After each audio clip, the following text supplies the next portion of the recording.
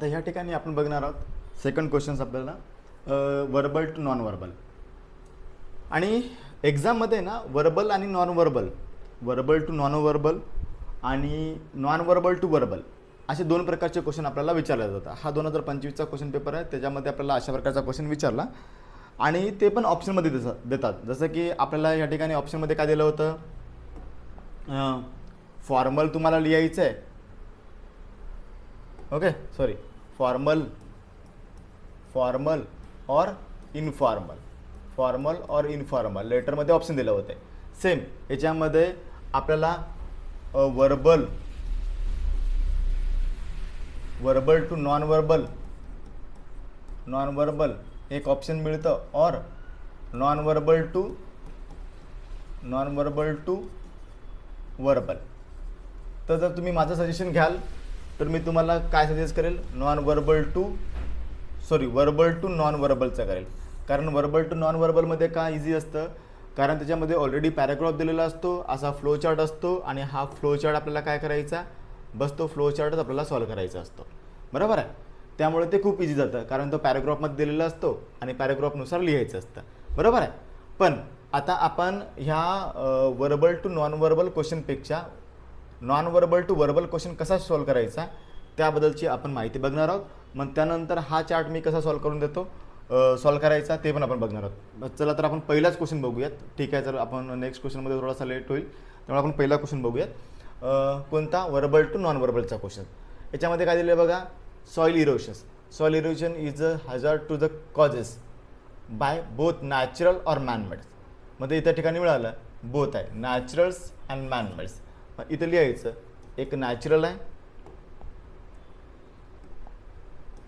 Natural आणि दुसरा man-made. हां बरोबर आहे, हा एक मिळाला. आणि नंतर बघा हे पहिला मिळालेलं आहे इथं नॅचरल्स आणि manmades. Soil erosion cause by unobstruct overflow and flow running water which way topmost layer of the soil. Okay, forest which destroy roots, plants which bind soil together to leads erosions.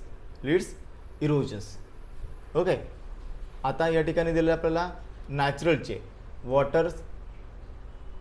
Waters carry काय होतं, forest आणि soil हे तीन option मिळाले. त्यानंतर इथे आलं मॅनमेडचं.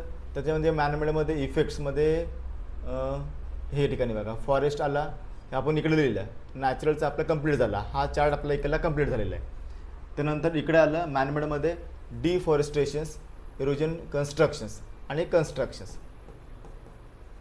कारण हे आपल्याला माहीत असतं त्यामुळे आपण इझी लिहू शकतो. ही कन्स्ट्रक्शन्स आहे, डॅम, ओके असे वगैरे.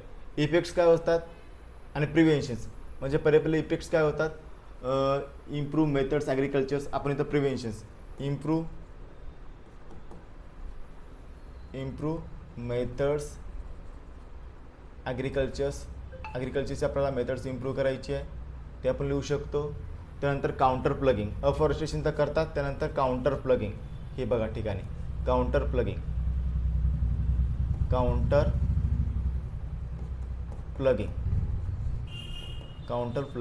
ओके हे झालं. आणि इफेक्ट्स काय असतात त्याचे, इफेक्ट्स हे प्रिव्हेंटेशन झालं. इफेक्ट्स सॉईल इरोजन होतं, सॉईल इरोजन्स या ठिकाणी बघा इफेक्ट्स आहेत, सॉईल इरोजन्स, फ्लड आणि ड्रॉट. बस झाला आपला. म्हणजे हा खूप कमी वेळामध्ये आपला काय होतो, पॅराग्राफ आपला कम्प्लिटली होऊन जातो. त्यामुळे ह्या अंडरस्टँड करायला सोपा आहे आणि तेवढ्याच मार्काचा आहे. इथे थोडंसं लिहायचं असतं, नॉन वर्बल टू वर्बलमध्ये लिहायचं असतं. जर तुम्ही माझं सजेशन घ्याल सर कोणता सॉल्व करायचा, तर मी तुम्हाला सजेशन देईल वर्बल टू नॉन वर्बलवाला सॉल्व करा. आणि जास्तीत जास्त तुम्ही त्याची प्रॅक्टिस केली तर तुम्हाला काय होईल, तो लवकरात लवकर समजून जाईल. Reason clear. Okay, next question आपण बघणार आहोत, नॉन वर्बल टू वर्बल. या ठिकाणी नॉन वर्बल टू वर्बलमध्ये काय दिलं आपल्याला, ठीक आहे observe the following web charts. आपल्याला वेब चार्ट आपण ऑब्झर्व करणार आहोत. Observe the following web charts and transfer the information in 2 paragraphs. Okay, ठिकाण दिलेले आपल्याला सक्सेस ऑफ स्टुडंट्स, म्हणजे सक्सेस ऑफ स्टुडंट टायटल तर तोच असणार आहे, बरोबर आहे.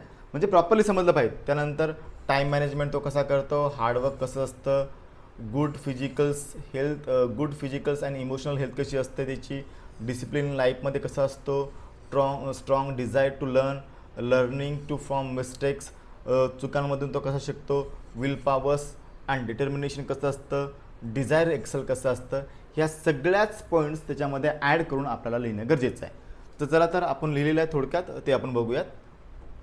ओके, हे बघा या ठिकाणी आपण आलो. या ठिकाणी आल्यानंतर बघा इथं काय दिलं, नॉन वर्बल टू वर्बल शॉर्ट्समध्ये success of students depend on several importance factors.